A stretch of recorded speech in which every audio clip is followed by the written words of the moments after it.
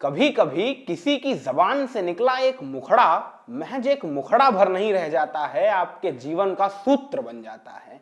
आपकी जिंदगी उसी मुखड़े के इर्द गिर्द बुनने लगती है।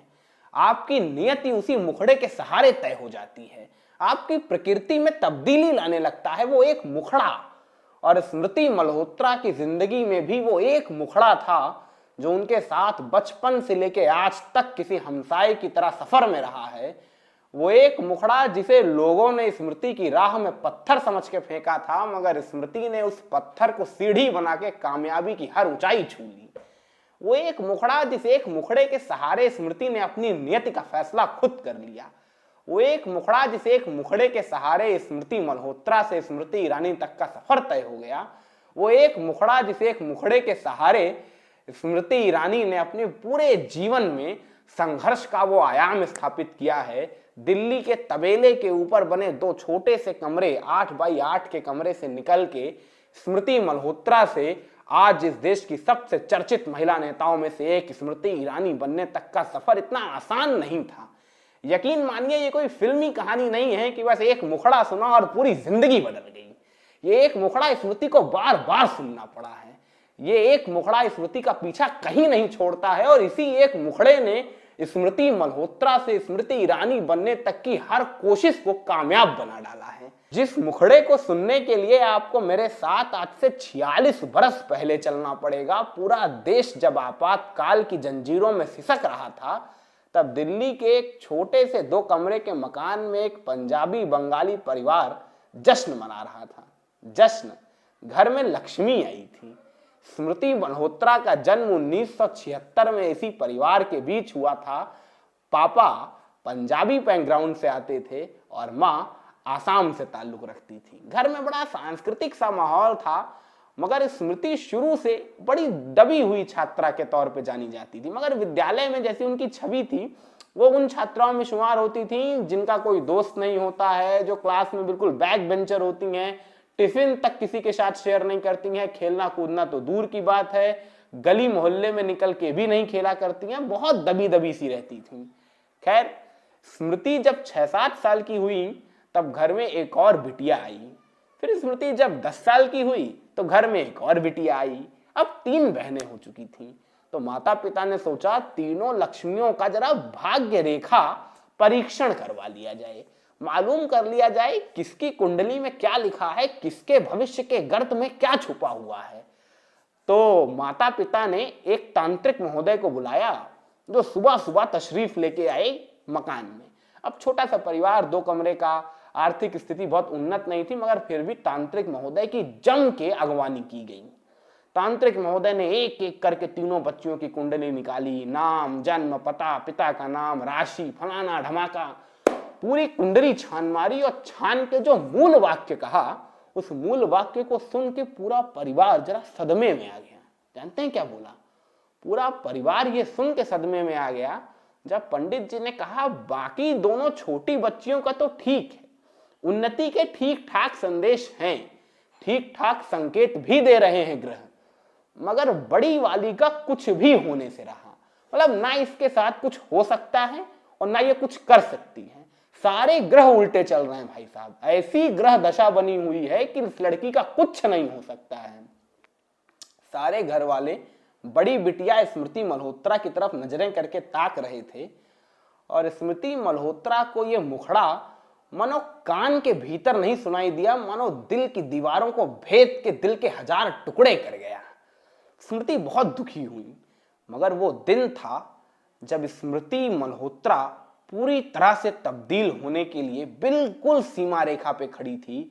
और अगला दिन विद्यालय के भीतर एक नई स्मृति मल्होत्रा के नाम होने वाला था। स्मृति अचानक से बदलने लगी थी। क्लासरूम की टीचर से लेके क्लासमेट्स तक ये सोचने पे मजबूर हो रही थी कि आखिर हुआ क्या। गुमसुम सी रहने वाली छात्रा इतनी सक्रिय कैसे हो गई? जिसका कोई दोस्त नहीं था, अचानक वो दोस्तों की टोलियों में चलने कैसे लगी? जिसकी कोई सहेली नहीं थी, अचानक वो सहेलियों के गिरोह बना के स्कूलों में कैसे चलने लगी? यकीन नहीं हो रहा था किसी को, लेकिन धरती तो उस दिन पैर के नीचे से खिसक गई जब स्मृति मल्होत्रा प्रिंसिपल मैम के पास पहुंची और प्रधानाचार्य जी से कहा, मैम मुझे स्पोर्ट करना है। प्रिंसिपल मैम एक बार ऊपर से लेके नीचे तक देखी, बोली तुम करोगी स्पोर्ट? माने जो बच्ची क्लासरूम में टीचर के सामने सवाल तक पूछने की हिम्मत नहीं जुटा पाती है कि सबका ध्यान उसकी तरफ चला जाएगा, वो स्पोर्ट करेगी? स्मृति मल्होत्रा ने जवाब दिया, करूंगी।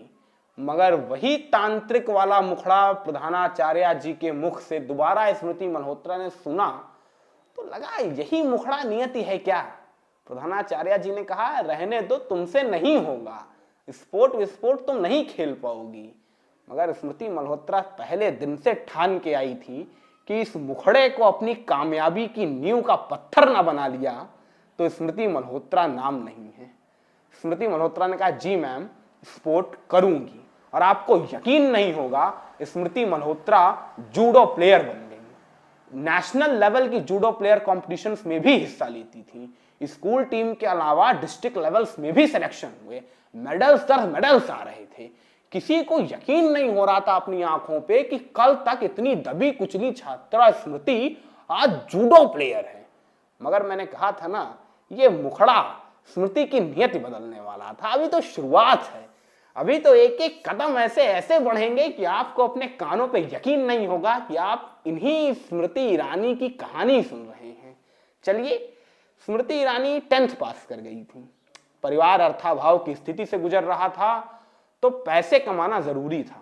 10th क्लास बच्ची क्या करेगी? कक्षा 10वीं में आप रहे होंगे ना कभी, क्या कर सकते थे आप उस समय?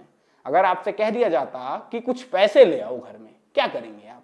हिम्मत टूट जाती है जनाब बहुतों की। लेकिन अगर नियत साफ है तो बड़े से बड़ा पत्थर भी राह से हट ही जाता है। स्मृति ने 10th क्लास के बाद ब्यूटी प्रोडक्ट्स की सेल का काम शुरू किया। माने कोई भी ब्यूटी प्रोडक्ट लाती थी दुकान से, उसका कैटलॉग, और आसपास के लोगों को समझाती थी, दिखाती थी इसके ये फायदे हैं, ये फायदे हैं, और इसके बाद उन प्रोडक्ट्स की सेल के कमीशन का जो प्रॉफिट होता था उससे अपनी पढ़ाई पूरी करती थी। 11th 12th आते आते पढ़ाई तो पूरी हो रही थी, मगर स्मृति के दिल में एक कसक थी, एक टीस थी कि बस यही जिंदगी है क्या? बस यही 2 कमरे का मकान, बस दिल्ली में यही नौकरी के लिए भागा दौड़ी, यही जिंदगी है, कुछ और नहीं कर सकते हैं तो और क्या? स्मृति मौके ढूंढने लगी। क्या हो सकता है, कैसे हो सकता है, क्या हो सकता है, कैसे हो सकता है? उनके घर वाले पूछते थे, सुबह से निकलती हो, शाम हो जाती है, करती क्या हो? स्मृति कहती थी, अपने लिए मौका ढूंढ रही हूं, अपॉर्चुनिटी ढूंढ रही हूं। तब भी सब स्मृति से यही कहते थे, रहने दो, तुमसे ना हो पाएगा तो अपना पढ़ाई लिखाई का काम करूं। मगर एक दिन स्मृति घर लौटी तो पास में एक कार्ड था, कार्ड जो स्मृति के लिए बहुत मायने रखता था। स्मृति ने कहा, पापा मैं न्यूज स्ट्रिंगर बन गई हूं। पापा ने कहा, ये क्या भला है? आपको भी नहीं समझ में आया न्यूज स्ट्रिंगर? दरअसल बड़े बड़े मीडिया घराने छोटे छोटे शहरों में न्यूज स्ट्रिंगर्स रखते हैं। ये एक तरीके के ऐसे एम्प्लॉय होते हैं जो फिक्स एम्प्लॉय नहीं होते न्यूज चैनल के। माने समाचार चैनल हमेशा इन्हें तनख्वाह नहीं देता रहता है, बस जब भी उस शहर में कोई बड़ी घटना होती है तो इसी अपने आदमी के सहारे बड़े चैनल को सारी जानकारी मिल जाती है और उसके बदले उसी समय इंस्टेंट पेमेंट के तौर पे कुछ पैसे उस व्यक्ति को दे दिए जाते हैं। तो न्यूज स्ट्रिंगर एक तरीके का अनऑफिशियल टेम्पररी वर्कर होता है बड़े बड़े न्यूज चैनल्स का। तो जी मीडिया घराने की न्यूज स्ट्रिंगर के तौर पे स्मृति मल्होत्रा बहुत खुश नजर आ रही थी, मगर उनकी खुशी पर तुरंत ग्रहण लगा दिया उन्हीं के घर वालों ने। तुरंत कहा, ये न्यूज स्ट्रिंगर का काम तुमसे ना हो पाएगा, और वैसे इसमें कितने पैसे मिलेंगे? रहने दो, तुमसे ना हो पाएगा। तीसरी बार था जब स्मृति मल्होत्रा ने ये मुखड़ा सुना था। स्मृति ने तय कर लिया था वो न्यूज स्ट्रिंगर के तौर पे कुछ बड़ा करेंगी। एक न्यूज स्ट्रिंगर क्या कर सकता है? किसी शहर की छोटी सी घटना बता सकता है, शहर में कोई बड़ा जलजला आ गया तो उसकी रिपोर्टिंग कर सकता है। मगर ये स्मृति मल्होत्रा की काबिलियत थी, जिस काबिलियत से खुश होकर जी मीडिया नेटवर्क ने पूरे के पूरे सूबे के चुनाव की कवरेज की जिम्मेदारी दे दी थी। 1994 के गोवा विधानसभा चुनाव की रपटें पढ़ेंगे अगर, तो सारी की सारी रपटें स्मृति मल्होत्रा नाम की लड़की ने भेजी थी। 1994 का गोवा विधानसभा चुनाव पूरी तरह से स्मृति मल्होत्रा के नाम रहा, और यहीं से स्मृति मल्होत्रा ने दिल्ली की गलियों को छोड़ अपने सपनों को पंख दे दिए थे। अब स्मृति रुकने वाली नहीं थी। अब स्मृति ने तय कर लिया था कि अपनी किस्मत का फैसला वो खुद करेंगी, अपनी तकदीर वो खुद अपने इन्हीं हाथों से लिखेंगी। स्मृति न्यूज स्ट्रिंगर का काम कर रही थी, ब्यूटी प्रोडक्ट्स की भी सेलिंग कर रही थी, फैशन में इंटरेस्ट था। तो एक फ्रेंड ने सलाह दी कि क्यों ना फैशन शो ज्वाइन करो, कुछ ऐसा करो जिससे थोड़ा मॉडलिंग की तरफ तुम्हारा रुझान हो सके। तो स्मृति मल्होत्रा को लगा आइडिया तो अच्छा है। स्मृति बॉम्बे आई, मॉडलिंग के लिए अपॉर्चुनिटी ढूंढने लगी। इसी बीच उनकी छोटी बहन दूसरे नंबर वाली वहां पे बड़ी हो चुकी थी, तो स्मृति ने सोचा उसे भी बुला लेती हूँ। इधर स्मृति टेम्पररी जॉब्स करके अपना खर्चा निकाल रही थी और अपनी छोटी बहन को भी बुला चुकी थी। फिर छोटी बहन और खुद मिलकर बंबई की संघर्ष कर रही थी और साथ ही साथ फैशन शोज में, मॉडलिंग की दुनिया में अपनी अपॉर्चुनिटीज तलाश रही थी। मगर वहां भी स्मृति को वही मुखड़ा सुनने को मिला, रहने दो, तुमसे ना हो पाएगा। क्यों ना हो पाएगा? लंबी कदकाठी, गोल सा चेहरा, दिखने में खूबसूरत नहीं, क्या बनोगी तुम मॉडल? मगर स्मृति मल्होत्रा वो लड़की नहीं थी जो ऐसे दावों के तले दबा के अपने सपनों को चुपचाप घर में बैठ जाती हो। स्मृति ने तय किया था वो मॉडल बनेगी।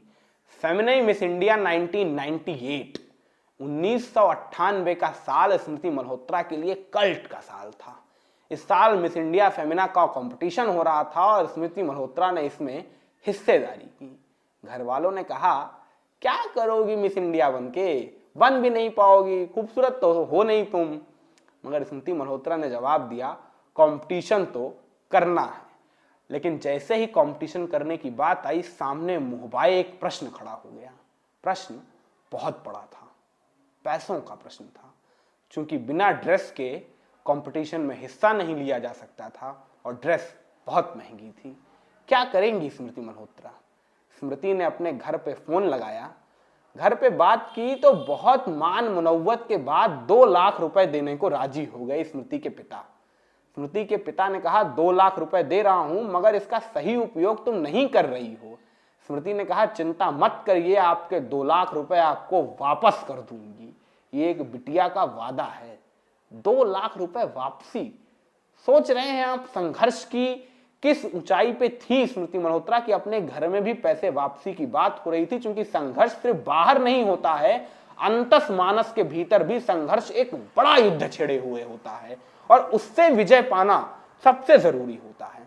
स्मृति ने वो 2 लाख रुपए लिए और फिर मनीष मल्होत्रा के पास गई। Manish Malhotra famous fashion designer हैं बॉम्बे के, उनसे ड्रेस बनवाई और फेमिना मिस इंडिया के कंपटीशन में हिस्सेदारी की।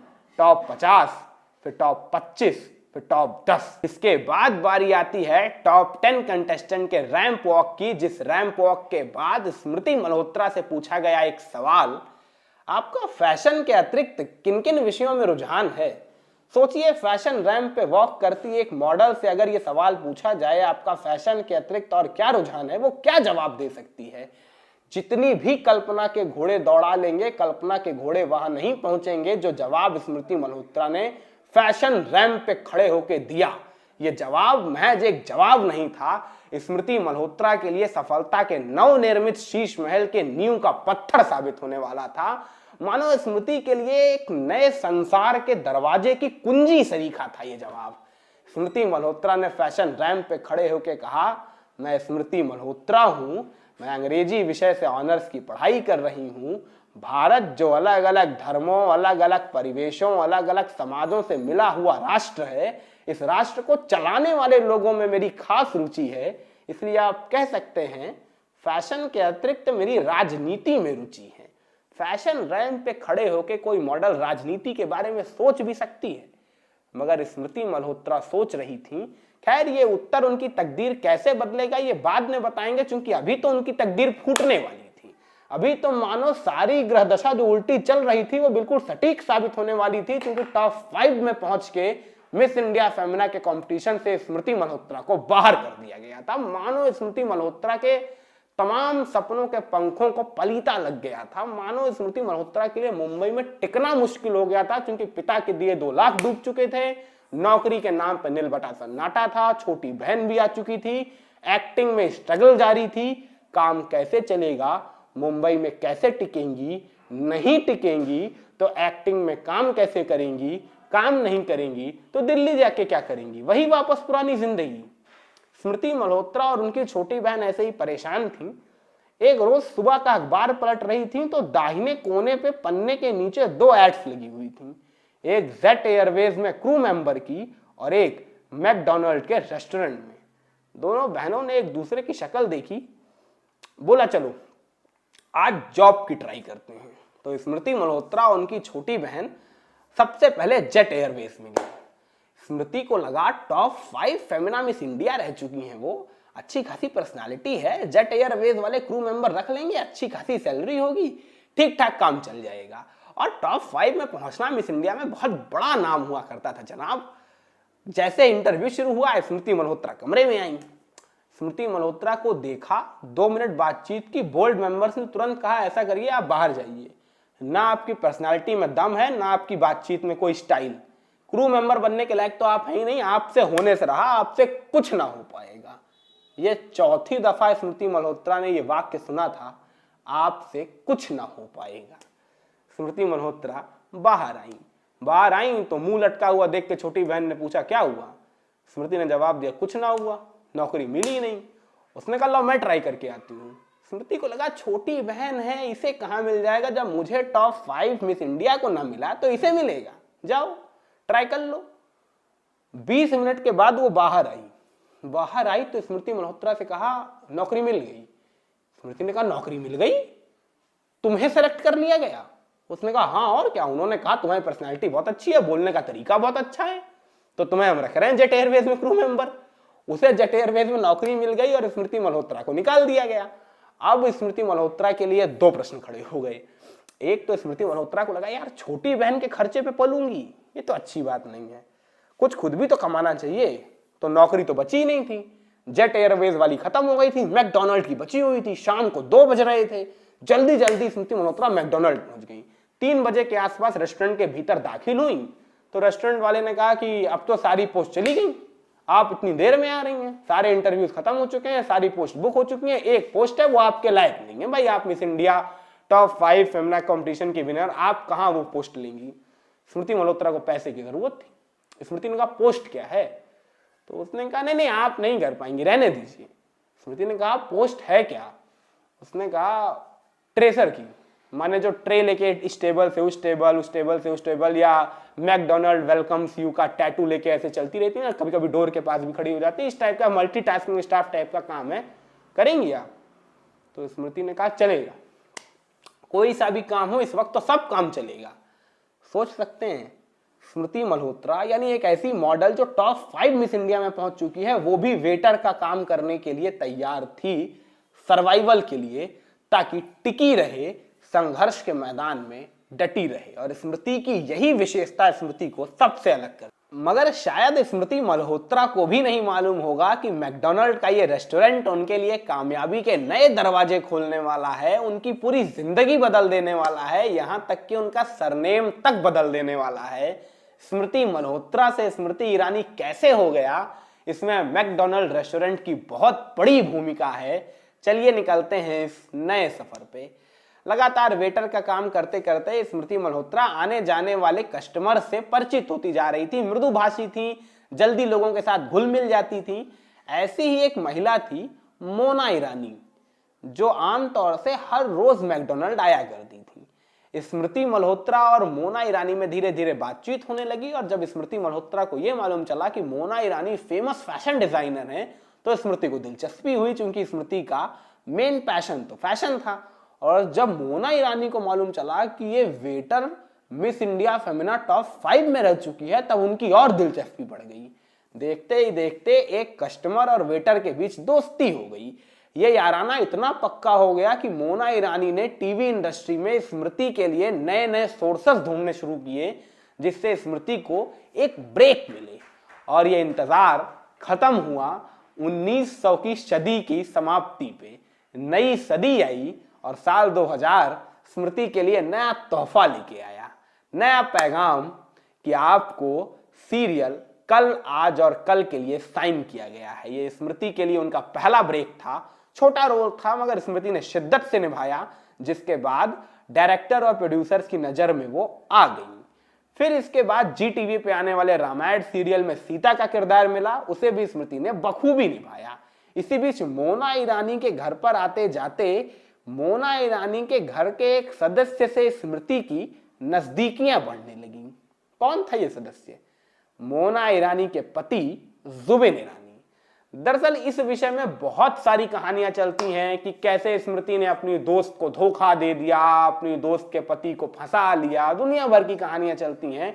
लेकिन अगर सीधा साधा रास्ता तय करेंगे तो कहानी बिल्कुल स्पष्ट है। उन दिनों मोना ईरानी और जुबिन ईरानी के बीच विवाद चल रहा था। स्मृति मल्होत्रा मोना ईरानी के घर जाने लगी, जिसके बाद जुबिन और स्मृति के बीच में अफेयर्स चलने लगे, जिसके बाद स्मृति जुबिन को डेट करने लगी। ये साल 2-3 साल तक मामला चला पूरा, जिसके बाद 2003 आते आते स्मृति ये तय कर चुकी थी कि वो जुबिन के साथ शादी के बंधन में बंधने के लिए पूरी तरह से तैयार हैं।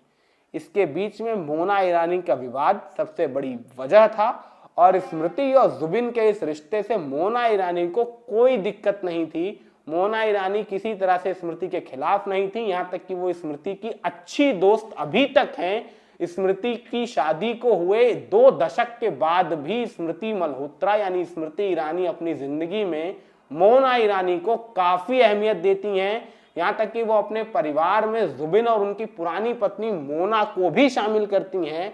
शनिल ईरानी जो जुबिन और मोना की बेटी थी, उन्हें भी अपनी बेटी मानती हैं। अभी हाल ही में एक फोटो वायरल हुई थी, जिस फोटो में शनिल ईरानी को एक लड़का प्रपोज कर रहा था और उन दोनों की एंगेजमेंट हुई थी। शनिल ईरानी जो मोना और जुबिन की बेटी है, स्मृति और जुबिन की नहीं, मगर फिर भी स्मृति ने एज अ मदर शनिल ईरानी के लिए ट्वीट भी किया और आमतौर पे पिक्चर्स आती रहती हैं स्मृति और शनिल की, स्मृति और मोना की, जुबिन और मोना की और स्मृति की। तो कोई ऐसी कहानी नहीं है कि स्मृति ने धोखा दिया, स्मृति ने ये किया वो किया। सिंपल तरीके से स्मृति और जुबिन की शादी हो गई, जिसके बाद स्मृति मल्होत्रा का सरनेम बदल के स्मृति ईरानी हो गया। जिसके बाद स्मृति ईरानी और जुबिन ईरानी के 2 संतानें हुई, एक जौहर ईरानी और एक जोइश ईरानी। 2003 या 2005 की बात होगी। और इसी बीच स्मृति मल्होत्रा कैरियर के शिखर पे पहुंची थी, प्रोफेशन के टॉप पे।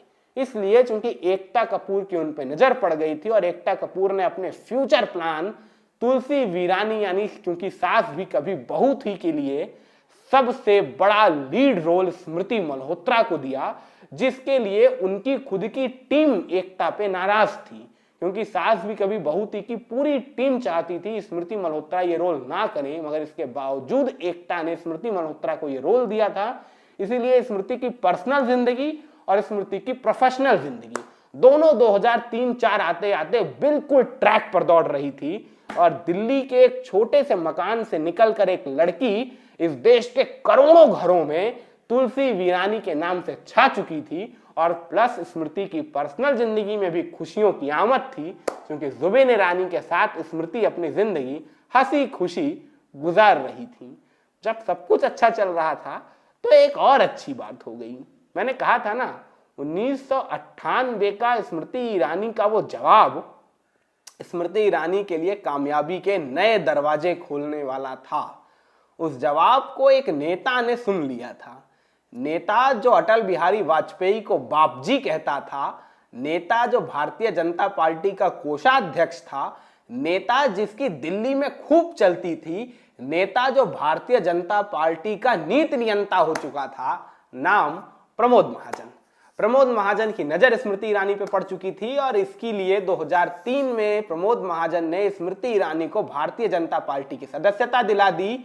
ये शायद ही टीवी इंडस्ट्री में कभी हुआ हो कि कोई टीवी इंडस्ट्री की एक्ट्रेस शूटिंग और पॉलिटिक्स दोनों साथ साथ कर रही हो, मगर स्मृति ईरानी यही कर रही थी, शूटिंग भी कर रही थी, पॉलिटिक्स भी कर रही थी। धीरे धीरे पार्टी में उनका कद बढ़ने लगा। इसी बीच स्मृति ईरानी ने अपना पहला लोकसभा का चुनाव भी लड़ा। साल 2004 के लोकसभा चुनाव में स्मृति चांदनी चौक लोकसभा सीट से कांग्रेस के दिग्गज नेता कपिल सिब्बल के सामने मैदान में उतरी। स्मृति चुनाव जरूर हारी, मगर चांदनी चौक के घर घर में घर घर की रानी तुलसी वीरानी के नारे जरूर सुनाई दिए थे। इसके बाद स्मृति को हिमाचल प्रदेश यूथ विंग का अध्यक्ष बनाया गया।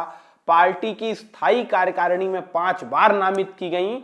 भारतीय जनता पार्टी के केंद्रीय नेतृत्व से हमेशा स्मृति ईरानी की बनती थी, क्योंकि स्मृति ईरानी ओजशील वक्ता हैं, जबरदस्त भाषण देती हैं, एक्टिव रहती हैं, बॉडी लैंग्वेज अच्छी है, जिसकी वजह से भारतीय जनता पार्टी स्मृति ईरानी को खासा तवज्जो देती है। 2011 में गुजरात से राज्यसभा उम्मीदवार के तौर पे स्मृति ईरानी को सदन भेजा जाता है और फिर साल 2014 स्मृति ईरानी के लिए सबसे मुफीद साल साबित होने वाला था, क्योंकि देश के पटल पे स्मृति ईरानी का नाम चमकने वाला था। इस देश के सबसे ताकतवर सियासी घराने के युवराज राहुल गांधी के किले में राहुल गांधी को चुनौती देने का साहस करने जा रही थी स्मृति ईरानी। और 2014 के चुनाव में 35,000 वोट जीतने वाली भारतीय जनता पार्टी को महज 23 दिनों के भीतर अपने चुनावी कौशल से, अपने राजनीतिक तजुर्बे के जरिए 3.5 लाख वोटों में तब्दील करने का करिश्मा स्मृति ईरानी ने करके जरूर दिखाया था। किसी का ध्यान नहीं गया क्योंकि स्मृति वो चुनाव हार गई थी, मगर अगर आप नोट करेंगे तो 23 दिन के भीतर 35,000 वोटों से 3.5 लाख वोटों की फ्लक्चुएशन ये इशारा साफ कर रही थी कि स्मृति तराजू का पलड़ा किस तरफ मोड़ने में सक्षम है।